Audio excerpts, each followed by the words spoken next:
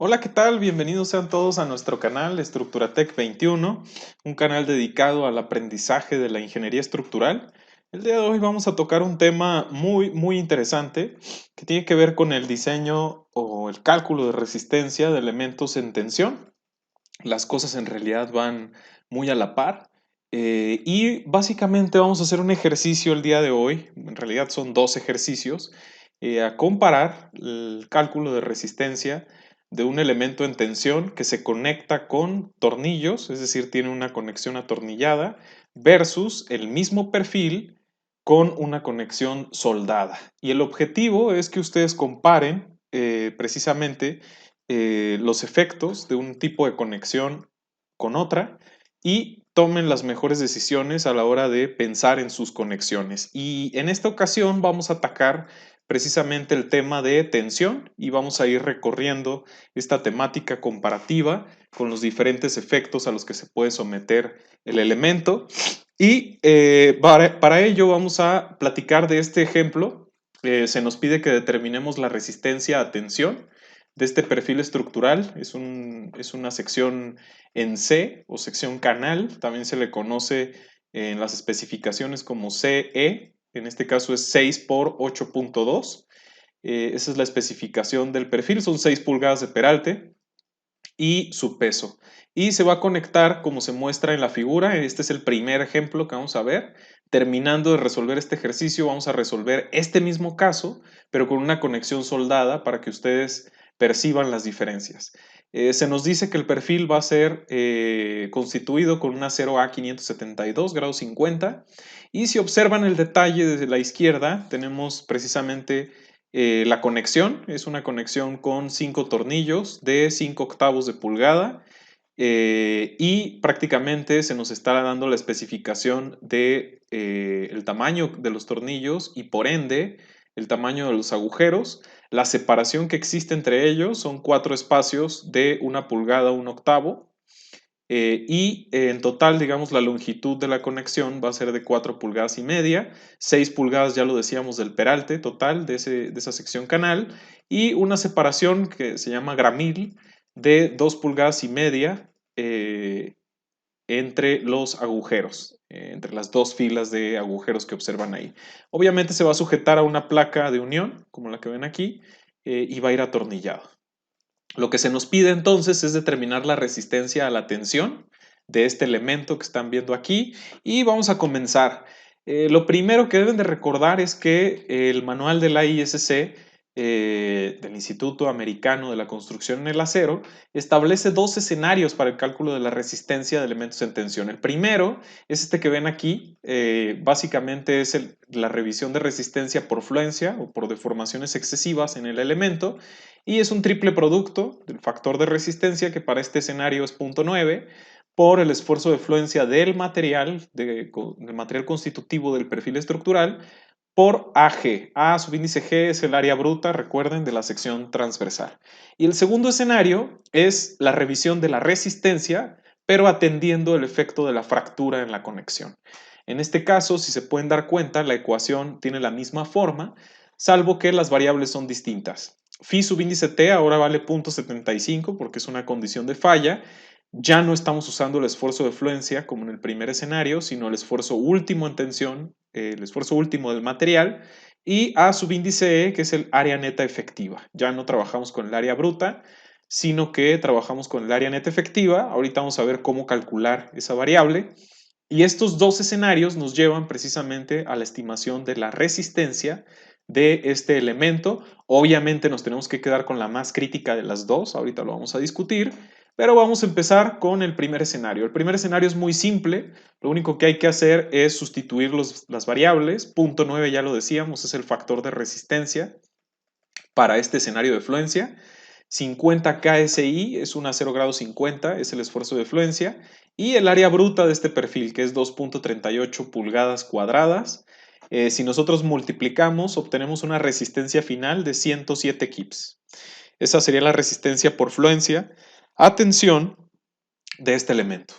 Lo interesante viene con el segundo escenario, que es el cálculo de la resistencia por fractura.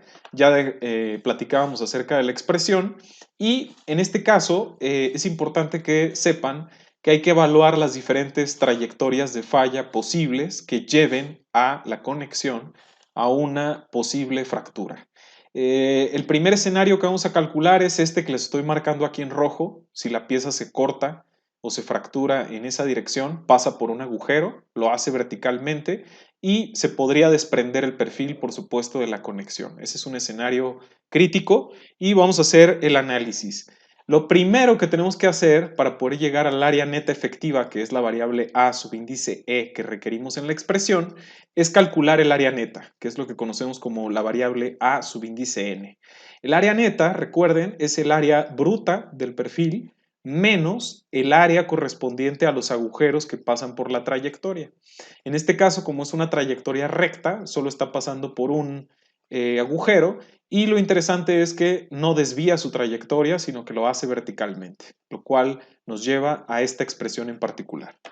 Si nosotros calculamos esta expresión, vemos que, recordando, tenemos tornillos de 5 octavos de pulgada, hay que sumarle un octavo de pulgada, de acuerdo a este manual, por precisamente el agujero. Recuerden que normalmente los agujeros son un 16avo más grandes que el diámetro del tornillo y el mismo manual nos pide que incrementemos un 16avo más por concepto de el barrenado. Por lo tanto, hay que agregarle un octavo de pulgada más al diámetro del tornillo para establecer finalmente el diámetro del agujero. En este caso solo estamos restando un agujero, un área de agujero, que sería el diámetro por el espesor del alma. En este caso es importante que noten que los agujeros están justamente en el alma de la sección canal, donde hay un espesor de 0.2 pulgadas. Si nosotros restamos al área bruta esta magnitud o esta área, nos quedamos con 2.23, que es un área reducida. Esta sería el área neta. Sin embargo, lo que observamos en nuestra pieza es que podría haber otra trayectoria de falla que también sería crítica y que habría que evaluar. ¿Cuál es esa trayectoria? Bueno, pues la trayectoria es la que ven aquí en rojo. Podría fracturarse en esta dirección, luego desviarse en diagonal y bajar.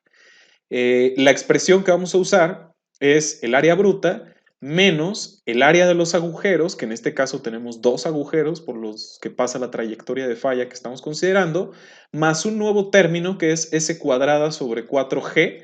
Este término, recuerden, en videos anteriores lo hemos discutido, ese es el paso, que es la distancia que estoy señalando con el cursor. Es una distancia entre centroides de agujeros en la dirección paralela a la línea de aplicación de la fuerza T, y G, que es el gramil, que es precisamente la dirección o la dimensión perpendicular a la diagonal que estamos estudiando. En este caso serían 2,5 pulgadas. Y aquí faltó, en realidad va un término si vamos a trabajar con áreas. Ese término se va a sumar por cada diagonal, en este caso solo tenemos una, será un término, por el espesor. Dado que estamos trabajando áreas, pues habrá que, para que esta sea área, habrá que multiplicar por T. Ya en las operaciones se incluye, aquí está el término, 0.2 pulgadas, que es el espesor del alma. Y básicamente lo que estamos haciendo es restarle al área bruta lo correspondiente a las áreas de agujeros o a las perforaciones, que son 2 ahora. Este término es el mismo de arriba, por agujero, son 2 agujeros. Y lo que vamos a hacer es sumarle el término correspondiente a esta diagonal que estoy señalando con el cursor, que sería precisamente el paso, que es 1 octavo, al cuadrado, sobre 4 veces el gramil, que es precisamente esta distancia, 2,5 pulgadas, por el espesor, dado que estamos trabajando con áreas. Si ustedes trabajan con anchos efectivos, bueno, pues entonces se eliminan los términos de espesores, aquí sería ancho, pero estamos trabajando con áreas, por lo cual hay que multiplicar este término por el espesor. Obviamente sería el espesor del alma, que es por donde está pasando precisamente la diagonal. El área neta en este escenario es de 2.10. Si la comparamos con la otra trayectoria de falla que nos dio 2.23, vemos que esta es crítica y por eso nos vamos a quedar con esa área reducida. ¿Cuál es el principio detrás de esto? Ya lo habíamos comentado en el video anterior de esta temática en tensión, que evaluamos las posibles trayectorias de falla y nos quedamos con la más crítica, que sería un área de 2.105. Ese es el área que nos vamos a traer acá como área neta. Y para poder calcular el área neta efectiva, es importante que recuerden que hay que premultiplicar esta área neta que acabamos de calcular por un factor U. Ese factor U, según el manual, hace alusión al efecto de retraso de cortante, dado que no todas las piezas o no todos los elementos de nuestro perfil están conectados. Solo estamos conectando el alma y los patines están sueltos, sin conectarse, por lo cual se genera un efecto de retraso de corte y nos vemos obligados a calcular el factor U que hace alusión a este efecto. El factor U, según el manual, es 1 menos X testada sobre L.